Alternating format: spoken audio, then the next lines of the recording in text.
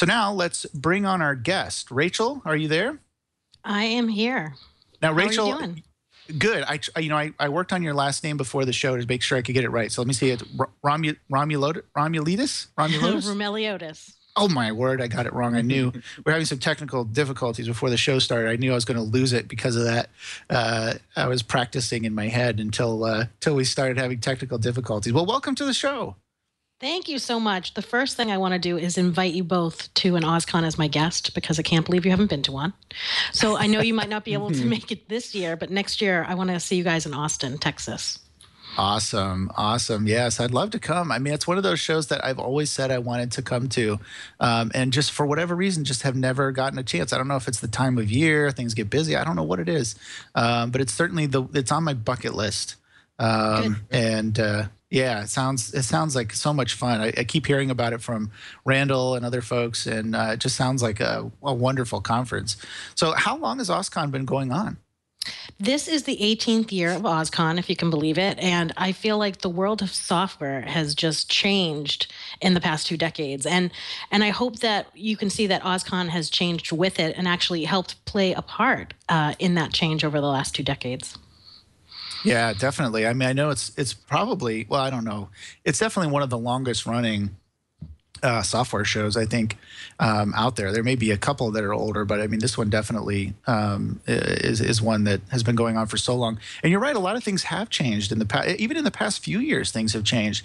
If you look at the rise of Android and some other things, and we'll get into all that in a minute, but I want to talk a little bit more about some of the basics of OSCON first, Sure. and we'll get into that. So if I wanted to attend, how do I do that? How much do I have to pay? And how long is the conference? And give me some of those details.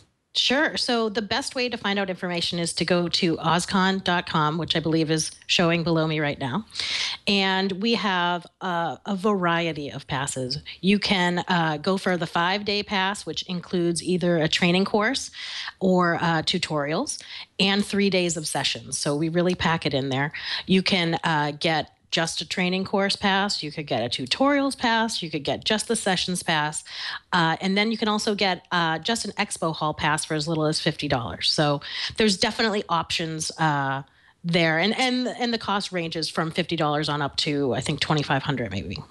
Mm-hmm. Wow. So, I mean, it sounds like there's a little something for everybody. Do they do the training sessions on different days, I'm assuming, than the general sessions? So this year, OSCON is July 20th through the 24th. The tutorials and the training courses will be on July 20th and 21st. And then all of the sessions will be on the 22nd through the 24th. Oh, great, great. So what should I expect? What kind of sessions generally are delivered? And also, I mean, highlight the training as well, because that's important to folks too. Sure. I mean, so the fun thing about OSCON is that it covers so much material, and that's also the difficult part of OSCON. So we actually, for training courses, we have 3 different ones. We have microservices, which is the hotness right now. We have an introduction to Go and an introduction to Swift. So those are 2-day training courses where you come in, and by the end, you're going to be able to go out and solve a problem that you have, finish a project, and you're going to have some takeaways, some actual takeaways with that. The tutorials is where the choices get more difficult. I believe there's 38 this year, and they range anywhere from, we have one on Rust, which, as you know, is an emerging language. We have ones on Cassandra. We have ones on, the most popular ones are microservices, containers, as is probably not a surprise to you either. And semi-surprising to me were that the security tutorials are really the ones that have really sold out the most. So they're actually starting to sell out at this point, but they've had the most interest. So honestly, there's something for everyone.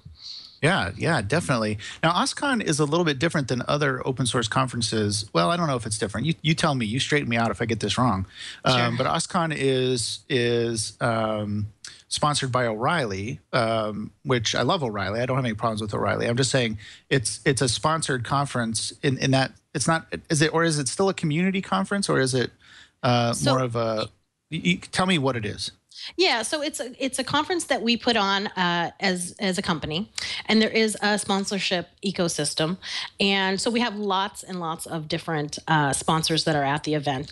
However, what I like about OSCON is that it still has a community feel, and there are lots of individuals that have been with the conference for a while that help us, the program chairs, figure out what that program is.